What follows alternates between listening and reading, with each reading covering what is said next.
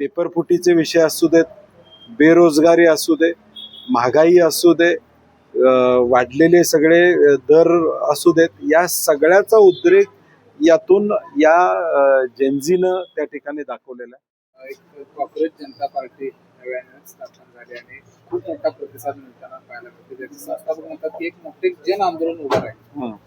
लोकशाहीमध्ये बोलण्याचा अधिकार सगळ्यांनाच आहे. ज्या पद्धतीनं नव्या पिढीबद्दलची या ठिकाणी वक्तव्य झाली, त्याला विरोध म्हणून जवळजवळ आज 1,30,00,000 युवक आणि युवतींनी या मोहिमेमध्ये आपला सहभाग नोंदवलेला आहे. यातून या देशामध्ये असणाऱ्या तरुणांच्या मध्ये, तरुणींमध्ये किती उद्रेक आहे हे साधारणपणे त्या ठिकाणी दिसून येते.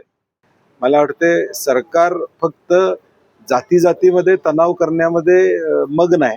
मूळ प्रश्न जे या देशातल्या तरुणांचे त्याच्याकडे दुर्लक्ष होतंय याचं हे प्रतीक. ही कुठेतरी सुरुवात आहे असं म्हणायचं. नाही, बरोबर आहे ना. शेवटी ज्यावेळी आपण डेमोग्राफिक डिव्हिडंडचा विचार करतो त्यावेळी तरुणाई ही आपला मोठा ॲसेट आहे.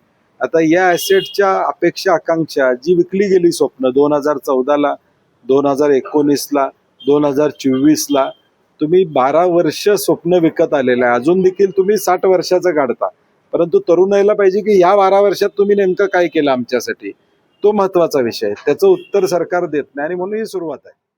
खरं तर आज आपण आंदोलन देखील करणार आहात इंधन दरवाढीच्या विरोधात. मात्र मुख्यमंत्री म्हणतात की साठायतून मुबलक आहे आणि एक जाणीवपूर्वक विरोधकांच्याकडून हे भासवण्याचा प्रयत्न होतो की इंधन तुटवडा आहे. काल छगन भुजबळ जे या खात्याचे मंत्री आहेत त्यांनी सांगितले 1 महिना पुरवल एवढा साठा आहे. आता मुख्यमंत्र्यांना न विचारता त्यांनी प्रेस घेतली का मुख्यमंत्र्यांच्याकडची माहिती वेगळी आणि त्यांच्याकडची माहिती वेगळी आहे. आज जर साठा असेल तर मग मारामाऱ्या का होत आहेत, रांगा का लागत आहेत. आज कोल्हापूर जिल्ह्यामध्ये जर 30% पेट्रोल पंप बंद आहेत. आज आम्ही आंदोलन करायसाठी पेट्रोल पंपावर कार्यकर्ते आमचे जाणार, हे पेट्रोल पंपावर जाऊन बघायला लागले तर कार्यकर्ते फोन करतायत मला की साहेब पंपच बंद आहे, आंदोलन करायचं कुठे. अशी अवस्था या जिल्ह्यातली आहे. किमान 30% पंप बंद आहेत. याचा अर्थ तुटवडा आहे.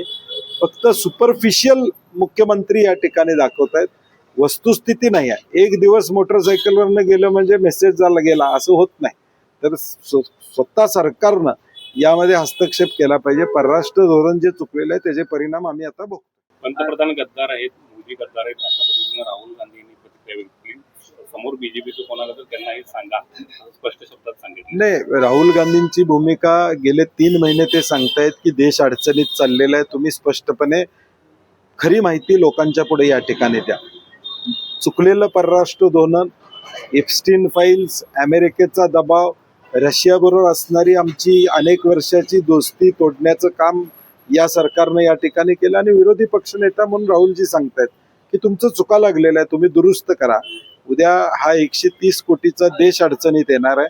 त्यामुळे काय चुकीचं असं मला वाटत नाही.